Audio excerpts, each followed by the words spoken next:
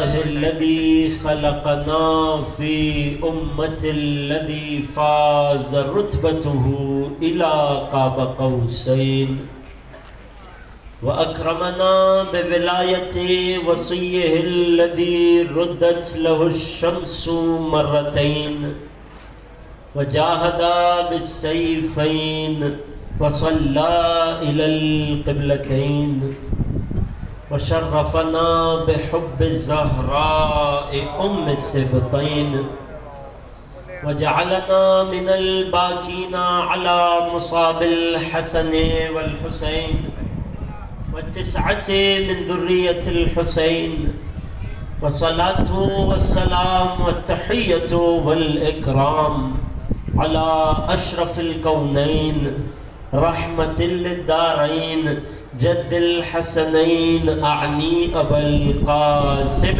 محمد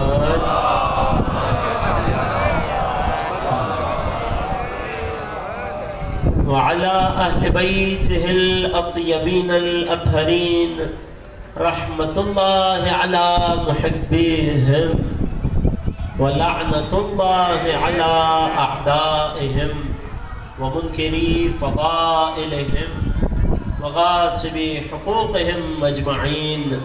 أما بعد فقد قال الله الحكيم في كتابه الكريم بسم الله الرحمن الرحيم ووهبنا له من رحمتنا وجعلنا لهم لسان صدق عليا صدق الله العلي العظيم. درود پڑھیے محمد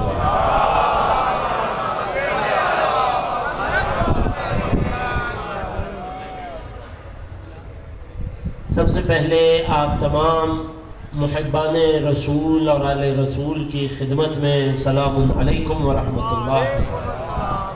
پروردگار کا بے پناہ شکر ہے، احسان ہے، لطف ہے، انعام ہے کہ ہمیں حسین کا عزادار قرار دیا، ہمیں غم حسین نصیب کیا اور اس غم حسین کے باعث ہمیں دنیا کے ہر غم سے دور کر دیا.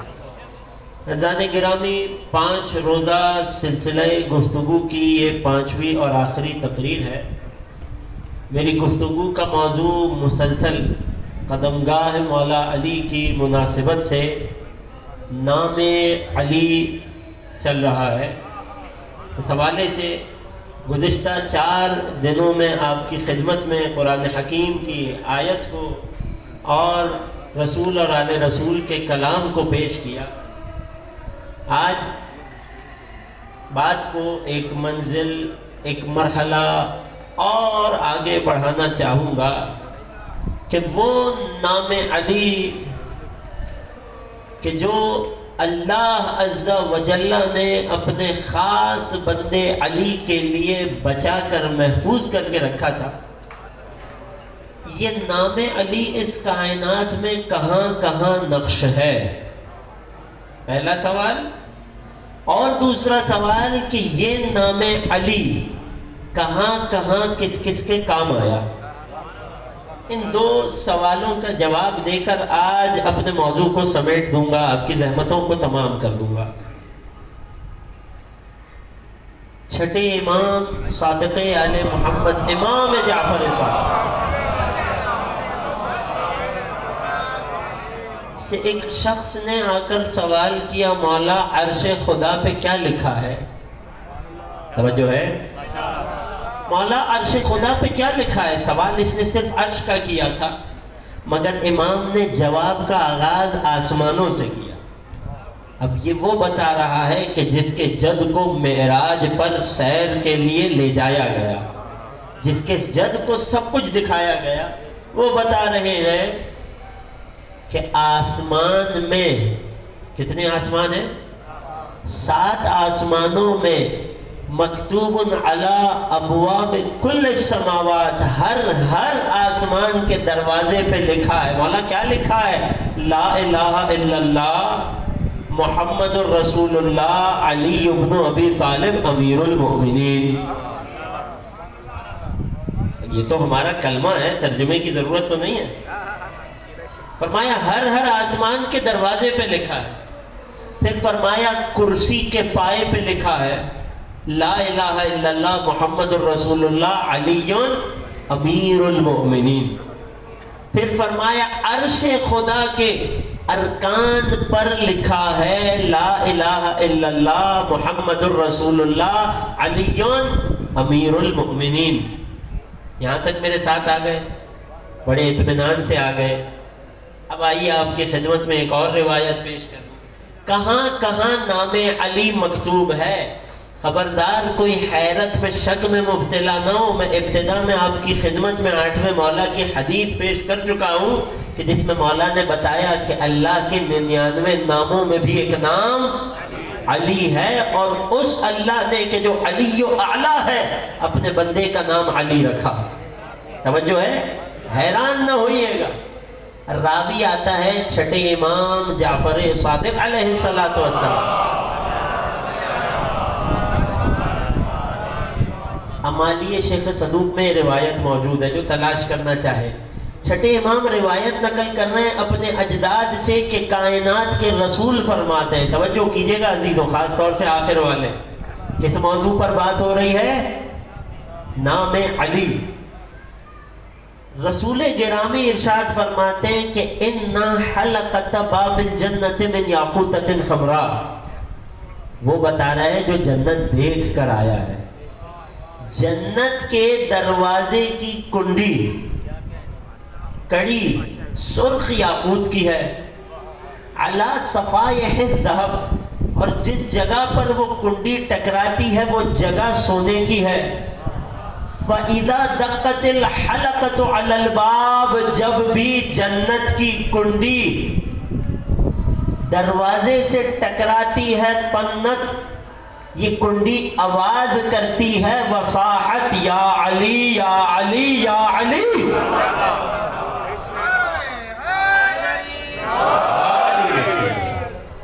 آمادہ ہو گئے عزیزوں؟ یہاں آپ سے ایک سوال کرنا چاہتا ہوں. اگر آپ کو اپنے دوست، اب پھر نام آ رہا ہے مجھے نہیں معلوم کوئی شاہد نام کا ہے یہاں یا نہیں ہے، اگر آپ کو اپنے دوست شاہد سے کوئی کام ہو، توجہ کیجئے گا، جو پہنچ جائے، نام علی کی عظمت، نام علی کا مرتبہ.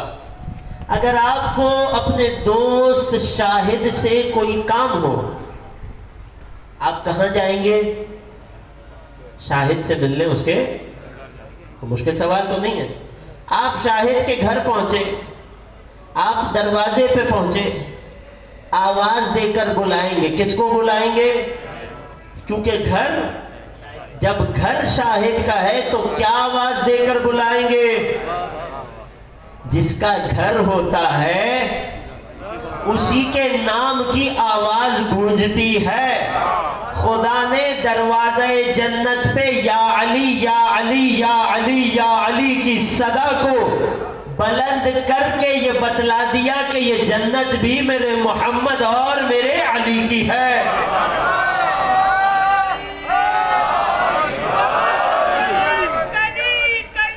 علی علی علی علی علی علی علی.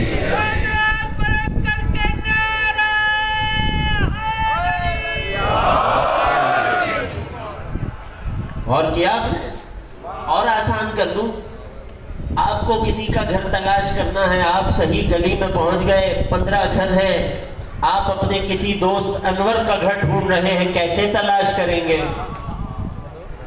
کیسے تلاش کریں گے؟ نام کی تختیاں دیکھتے جائیں گے.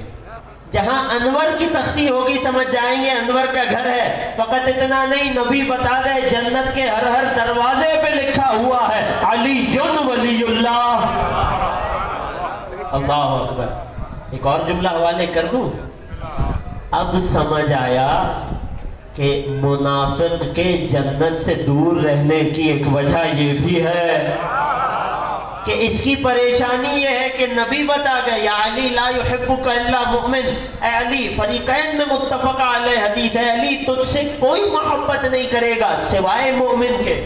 ولا یبغضک الا منافق، تجھ سے کوئی بغض نہیں رکھے گا سوائے منافق کے. حضرت حذیفہ یمانی رضی اللہ تعالیٰ عنہ صحابی رسول بتاتے ہیں کہ ہمیں جب پہچاننا ہوتا کہ کون مومن ہے وہ کون منافق ہے، ہم اس کے سامنے علی کا نام لے لیا کرتے تھے، اگر چہرہ کھل جاتا پہچان لیتے تھے یہ مومن ہے، اور اگر چہرہ اتر جاتا تو اگر فرض کریں منافق سب پار کر کے جنت کے دروازے تک پہنچ بھی جائے تو دروازے پہ ایسا انتظام ہے کہ دروازے سے آگے نہ جا پائے گا، اسے اس کا بغض جنت میں داخل ہونے سے روک دے گا۔ یہ ہے نام علی کا اثر، یہ ہے نام علی کا مرتبہ، یہ ہے نام علی کی برکت۔ اب ذرا مل کر نام علی کی عظمت پر ایک درود پڑھ دیجیے۔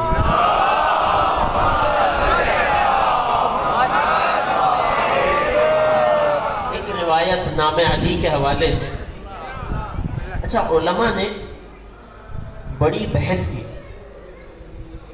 بڑی گفتگو کی، کس بات پر؟ توجہ کیجئے گا، تھوڑا سا گفتگو کی گہرائی کو بھی آپ میرے ساتھ برداشت کیجئے گا۔ علماء نے بحث کی، ہم نے تاریخ سے یہ تو جان لیا کہ نام علی کب ایجاد ہوا، سب سے پہلے کس نے اپنے لیے اسے چنا، نام علی علی کو کب ملا، توجہ ہے، اس نام علی کی تاثیر کیا ہے، یہ سب ہم نے جان لیا۔ علماء نے بحث کی کہ اللہ نے اپنے بندے کا نام علی کیوں رکھا، علی کا نام علی کیوں رکھا۔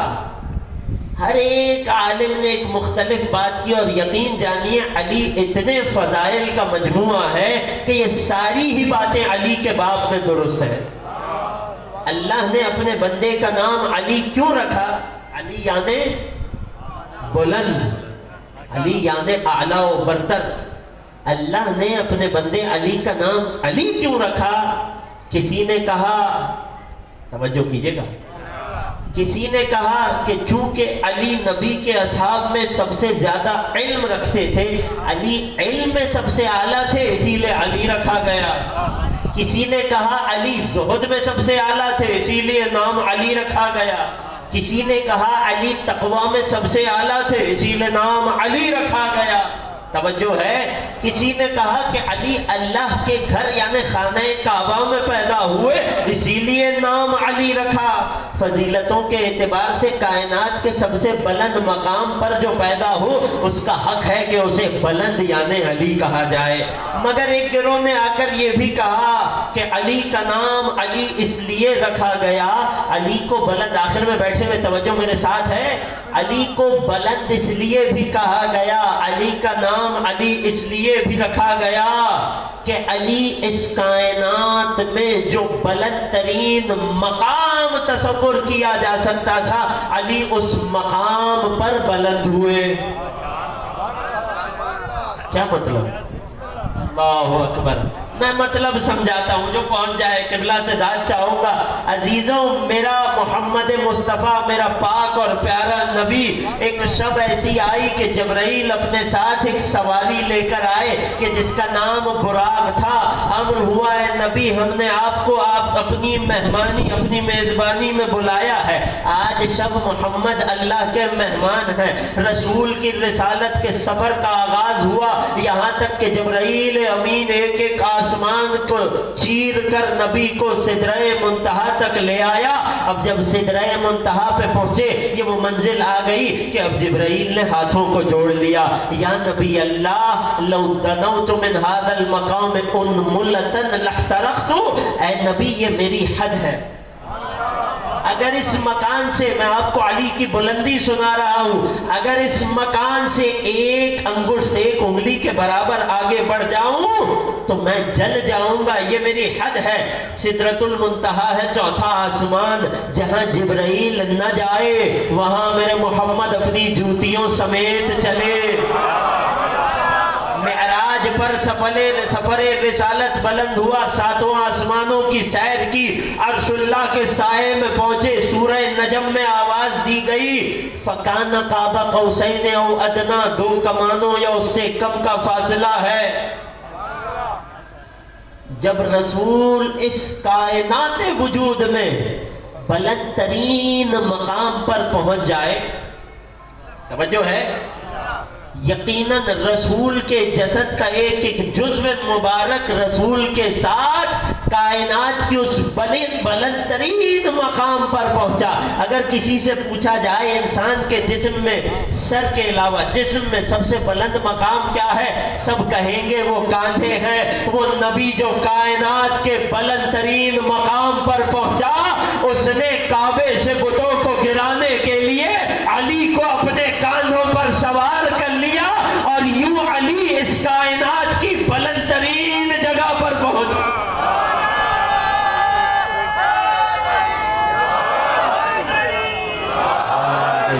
سیر ہوئی شب معراج کی تو لوگوں نے، سیر ہوئی شب معراج کی تو لوگوں نے چہرہ رخ سید البشر دیکھا، کہا لوگوں نے کیجیے ارشاد، حضور آپ نے کیا کیا عرش پر دیکھا، اور خوشا ہوئے رخے لبے لالائے رسول، عجیب مرتبہ ہم نے عرش پر دیکھا، ولی ولی کی صدا تھی جہاں جہاں پہنچے علی علی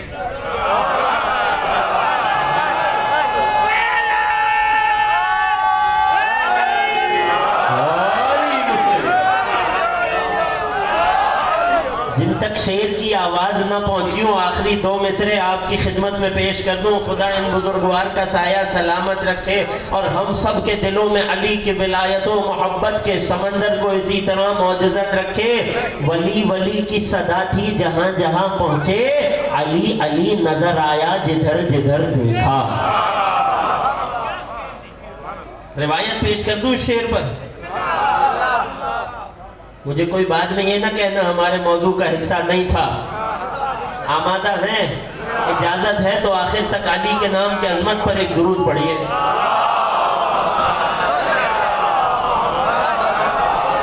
رسول نے معراج سے واپس تشریف لا کر اپنے اصحاب کو جو واقعات سنائے، ان میں ایک واقعہ بڑا عجیب ہے۔ فرماتے ہیں جب میں چوتھے آسمان پر پہنچا، میں نے ایک مرتبہ نظر چاروں اور گھمائی۔ جب میری نظروں نے آسمانوں کا احاطہ کیا تو اچانک مجھے اپنا بھائی علی نظر آیا۔ میں حیران ہوا، میں نے جبریل سے پوچھا، اے جبرائیل یہ میرا بھائی علی مجھ سے پہلے یہاں کیسے پہنچ گیا؟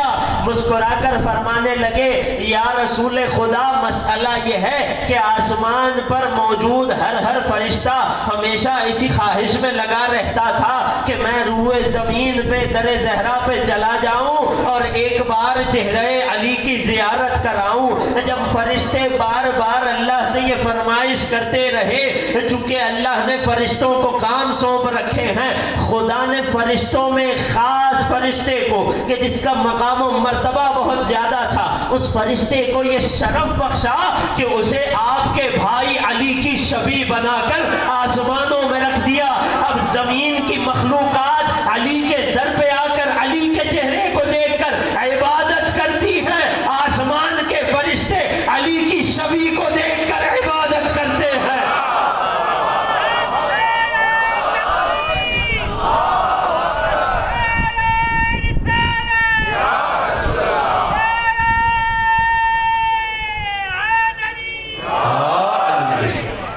توجہ میرے ساتھ ہے، میں گفتگو کے دوسرے حصے پر آؤں، بہت جلدی بات کروں۔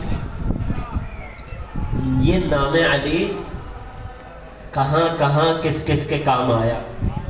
اللہ، یقین جانی اگر تاریخ کے واقعات، انبیاء کی سنتیں، اوصیاء کے واقعات، علماء کی سوانح حیات، اور آپ میں سے بیٹھے ہوئے ہر مومن کے قصوں کو بیان کرنا یا سننا شروع کیا جائے تو راتیں کم ہو جائیں گی، واقعات زیادہ ہیں۔ میں آپ کی خدمت میں خاص روایت نام علی پر ہدیہ کرنا چاہتا ہوں، اگر آمادہ ہیں آخر تک۔ نام علی کہاں کہاں کس کس کے کام آیا، اس بات کا اندازہ یوں لگائیے کہ اس نام علی کی تاثیر یہ ہے کہ یہ نام علی مشکل میں خود علی کے بھی کام آیا۔ روایت پیش کروں گا عزیزوں، خصائص الائمہ کتاب ہے. کس نے لکھی؟ جنہوں نے نہج البلاغہ لکھی، جن کا نام گزشتہ دنوں بھی آپ کی خدمت میں عرض کیا تھا، سید رضی رحمۃ اللہ علیہ. کاظمین میں امام موسی کاظم کے روضے کے جوار میں ان کی اور ان کے بھائی سید مرتضیٰ علم الہدا کی قبر ہے. خدا ہم سب کو زیارت نصیب کرے. سید رضی نے کتاب خصائص امیر المومنین، خصائص ائمہ کتاب ہے جس کا پہلا باب امیر المومنین کی خصوصیات. اس کتاب میں اس روایت کو لکھا. روایت یہ کہتی ہے کہ علی کے منبر کے سرہانے بیٹھنے والے لوگوں میں سے ایک شخص تھا کہ جس کا نام تھا ابن کوا. یہ اردو والا کوا ابن کوا ہے. اس کی خصوصیات ہیں. یہ تھا خارجی، یعنی علی کو والعیاذ باللہ حق پر نہیں سمجھتا تھا. خارجی تھا مگر بیوقوف نہیں تھا. علی کو مانتا نہیں تھا مگر یہ ضرور جانتا تھا کہ اگر علم ملنا ہے تو در علی سے ملنا ہے. لہذا خارجی ہو کر مسجد کوفہ کے منبر کے پائے تخت پہ بیٹھا رہتا تھا. اس کا ایک قصہ پہلے آپ کے سامنے پیش کروں تاکہ اس شخص کا اندازہ ہوا. جنگ صفین کے بعد جب لوگوں نے نیزوں پر قرآن اٹھائے، علی نے اپنے لشکر والوں کو سمجھایا بجز کچھ، باقی کسی کو علی کی بات قرآن کے سامنے سمجھ نہ آئی. علی موقع صفین کے بعد مسجد کوفہ لوٹے. ایک روز خطبہ دینے تشریف لائے، اپنے ساتھ قرآن مجید کا ایک نسخہ لائے، ایک مصحف لائے. جب لوگوں میں سے کسی نے اٹھ کر سوال کیا، علی نے کچھ نہ کہا، خاموش رہے. قرآن کو کھول کر اس کے سامنے رکھ دیا. کچھ دیر دیکھتا رہا، مایوس ہو کر بیٹھ گیا.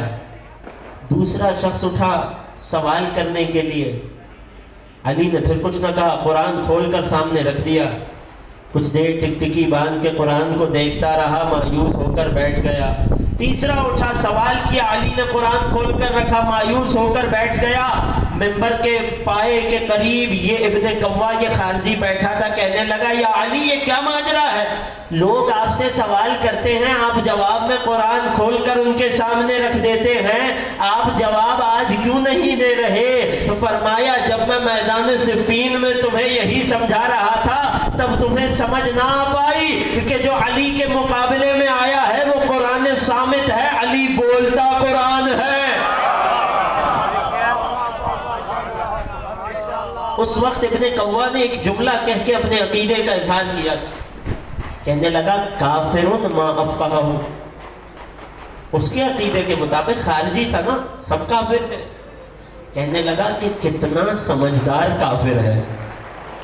اللہ اکبر. توجہ ہے؟ میری طرف آمادہ ہے؟ یہ ابن کوا ہے، مسجد کوفہ کا ممبر ہے، پائے کے پاس بیٹھا ہے. ایک روز اپنی جگہ سے بلند ہوا، اے علی اس روز آپ کہاں تھے کہ جب اللہ نے رسول کی شب ہجرت کا واقعہ قرآن میں پیش کیا؟ کہ جب قرآن نے کہا ثانی اثنین، رسول تھے، ساتھ میں ایک صحابی تھا. اذ ہما فی الغار، جب وہ دونوں غار میں تھے. اذ یقول لصاحبہ، جب رسول نے اپنے صاحب، اپنے ساتھی سے کہا لا تحزن، غم نہ کر، ان اللہ معنا، اگر غم نہ کرے گا تو اللہ ہمارے ساتھ ہے. قرآن نے واقع ہجرت کا تذکرہ کیا. علی اس وقت آپ کہاں تھے؟ اللہ اکبر. فرمایا کیا تجھے خبر نہیں ہے کہ جب نبی چلے ہیں شب ہجرت پر تو اپنے بستر پر مجھے سلا کر گئے ہیں، اور خدا کی قسم اس رات علی کو جیسی نیند آئی ویسی پھر کبھی نہ آئی. فرماتے ہیں میں شب ہجرت بستر رسول پر چادر رسول کو اوڑھے چین کی نیند سو رہا تھا. کیوں؟ کیونکہ جان نبی محفوظ ہے، نبی کی جان محفوظ ہے. میں اطمینان سے سو رہا تھا. کہتے ہیں میرے سر پہ چادر اوڑھی ہوئی تھی، چادر بھی رسول کی، بستر بھی نبی کا، گھر بھی رسول کا، حجرہ بھی رسول کا. سو رہے علی ہیں. اور کمال یہ ہے کہ وہ کافر جو رسول کو بہت اچھے سے جانتے تھے وہ فرق نہ محسوس کر پائے, وہ فرق نہ محسوس کر پائے. کیا کیا؟ اپنے ارادے کے مطابق گھر میں داخل ہوئے. یہاں تک کی فضیلت سب نے سن رکھی ہے کہ علی شب ہجرت بستر رسول پر سوئے تھے, مگر جب ابن قوا نے سوال کیا علی نے اس کی اگلی بات بتائی. پھر کیا ہوا؟ کیا کافر چلے گئے؟ نہیں, علی بستر رسول پر حفاظت نبی کی خاطر آرام کر رہے ہیں اور زخم بھی کھا رہے ہیں. کیوں؟ تاکہ کافر یہاں مشغول رہے, وہاں نبی حفاظت کے ساتھ مدینے پہنچ جائیں. کہتے ہیں جانتا ہے کیا ہوا؟ کہنے لگا مجھے نہیں معلوم. فرماتے ہیں وہ کافر, ہر قبیلے سے ایک کافر جو نبی پر حملہ کرنے آیا تھا, وہ سب کے سب گھر میں داخل ہوئے. سب نے چادر میرے رخ سے ہٹانے سے قبل یہی سمجھا کہ محمد مصطفیٰ آرام کر رہے ہیں. انہوں نے نیزوں کی نوکوں اور انی سے مجھے چبھو چبھو کر زخمی کیا, میرا پورا بدن خون آلود کر دیا. پھر چادر کو اٹھایا تاکہ قتل کریں. جب چادر کو اٹھایا تو کیا دیکھا؟ محمد مصطفیٰ کا بھائی علی مرتضیٰ ہے. انہوں نے چاہا کہ قتل کر دیں. کسی نے آواز دی ابھی اسے چھوڑ دو, ابھی محمد کی تلاش میں چلتے ہیں, اسے کل دیکھیں گے. یہ واقعہ کبھی نہیں سنایا گیا. یہ شب ہجرت کی رات میں بعد والا حصہ ہے کہ جب کافر گھر پہنچ گئے, حملہ کر دیا. واضح سی بات ہے, منطقی عقلی بات ہے, جو حملہ کرنے آئیں گے وہ حملہ کیوں نہ کریں گے. حملہ ہوا, علی نے زخم کھائے. جب دیکھا علی ہے, کہا اسے ابھی چھوڑ دو, ابھی محمد کی تلاش میں چلتے ہیں. کہنے لگے مجھے ایک حجرے میں زنجیروں میں رسیوں میں جکڑ کر رکھ دیا. حالت یہ تھی کہ میرا بدن زخموں سے اس طرح سوج چکا تھا کہ جس طرح ایک انڈا ہوتا ہے. روایت کا لفظ ہے بید کا, مولانا نے کہا ہوتا میں نہ بتاتا.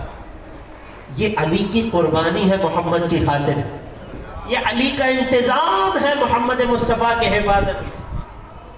کہنے لگے بدن سے خون بھی جاری ہے, جگہ جگہ سوجن ہے, شدید درد اور تکلیف ہے, زنجیر میں جکڑا ہوں. جس حجرے میں رکھا ہے تاریک حجرہ ہے, دروازے پہ قفل یعنی تالا لگا کر وہ لوگ رسول کی تلاش میں چلے. موضوع ذہن میں ہے نا عزیزوں؟ کہنے لگے میں اسی تکلیف میں تھا کہ اسی عالم میں مجھے حجرے کے کسی گوشے سے آواز آئی یا علی. ادھر آواز آنی تھی, میں نے محسوس کیا میرے زخم بھرتے جا رہے ہیں. نام علی خود علی کے کام آ رہا ہے. ادھر آواز گونجی یا علی, میرے بدن کے زخم بھرتے چلے گئے. دوسری آواز گونجی یا علی, میں نے دیکھا میرے ہاتھوں کی زنجیریں ٹوٹ کر گرتی چلی گئی. تیسری مرتبہ آواز کا آنا تھا یا علی, دروازے کا تالا ٹوٹ کر گر گیا. میں اٹھا اور اپنے قدموں سے چلتا ہوا حجرے سے نکل گیا.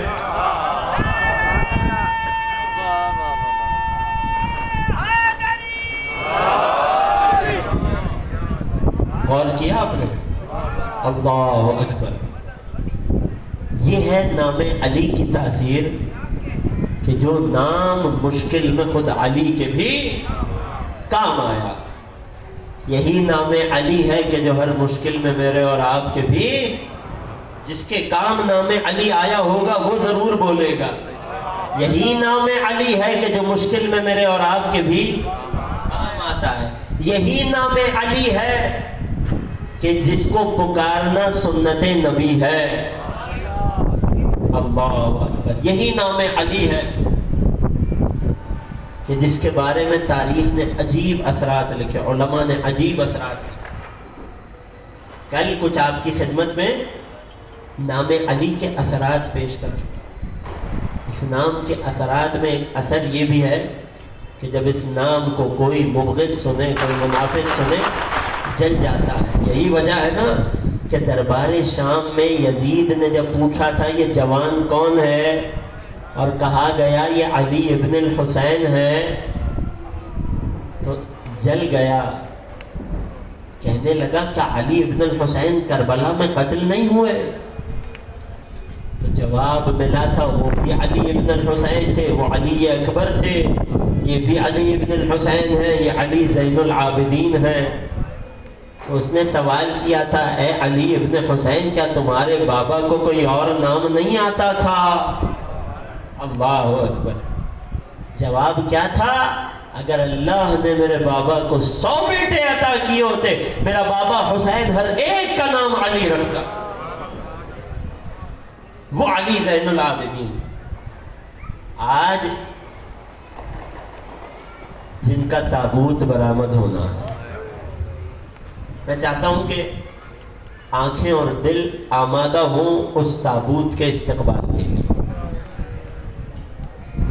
آج ان کا تابوت بلند ہونا ہے کہ جو اپنے بابا کا تابوت اٹھانے کی حسرت لیے دنیا سے چلے گئے۔ آج ان کے دفن ہونے کی رات ہے کہ جو کربل کی تپتی ریت پر اپنے بابا کا لاشا چھوڑا ہے، دفن کرنے کی حسرت دل میں لیے اس دنیا سے چلے گئے۔ اللہ اکبر۔ عزیزوں، آج دادی فاطمہ زہرا کی بارگاہ میں ان کے پوتے سید سجاد کا پرسہ پیش کرنا،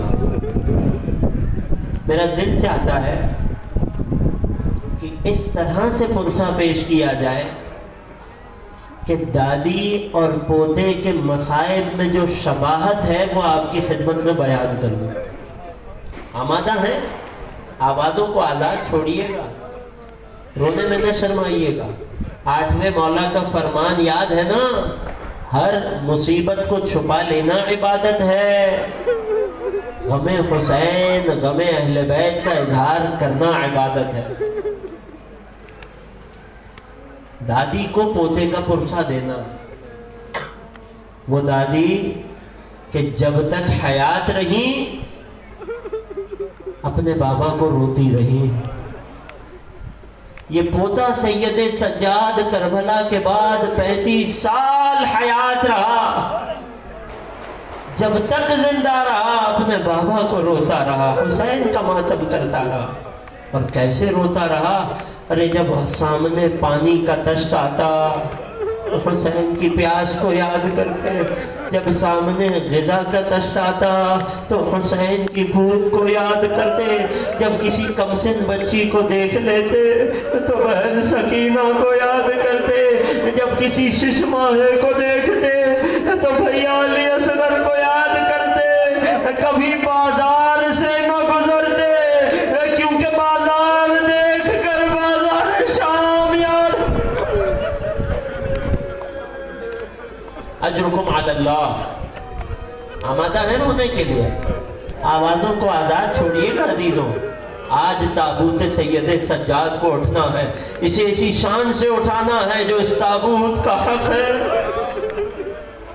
چھٹے امام سجدے میں ہیں، آنکھوں سے آنسو روا ہیں، دعا کر رہے ہیں ارحم تلک الصرخۃ التی کانت لنا، اے خدا ان چیخوں پر، ان رونے کی آوازوں پر رحم فرما جو ہمارے محمد کے غم میں بلند ہوتی ہے۔ آوازوں کو آزاد چھوڑیے گا، رونے میں نہ شرمائیے گا عزیزوں۔ دادی اور پوتے کے مصائب میں دوسری شباہت جانتے ہیں؟ دادی جب اس دنیا سے تشریف لے جا رہی ہیں تو عمر مبارک فقط 18 سال ہے، مگر 18 برس کی عمر میں جو بھی دیکھتا سمجھتا کوئی ضعیفہ کوئی نحیفہ، کمر جھکی ہوئی، بال سفید، یہ ہے دادی کا عالم۔ اور جانتے ہو پوتا فقط 25 برس کا تھا، مگر جب شام سے دوبارہ مدینے لوٹ رہا تھا تو چچا محمد حنفیہ قافلے کا استقبال کرنے آئے تھے۔ کہتے ہیں میں نے دیکھا کوئی بوڑھا ہے، کوئی ضعیف ہے، کوئی نہیں